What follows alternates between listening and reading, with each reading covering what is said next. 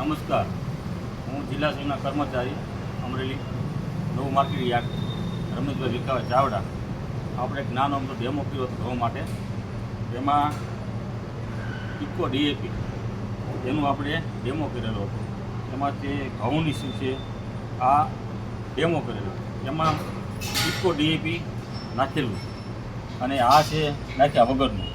બેમાં તમે જોઈ શકો છો. આમાં મૂળની સંખ્યા આટલી છે, જો પટ નાખેલો એની, અને આમાં ફૂગ વળી ગઈ છે, તમે જોઈ શકો છો. હાલમાં આમાં ફૂગ આવેલી છે, આમાં ફૂગ નથી આવેલી. દાણા આપણે સરખા લીધેલા ઘઉંના.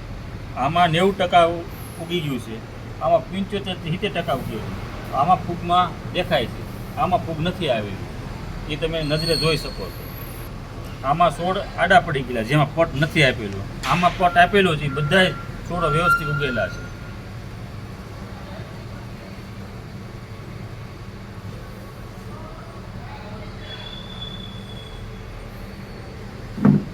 બરાબર.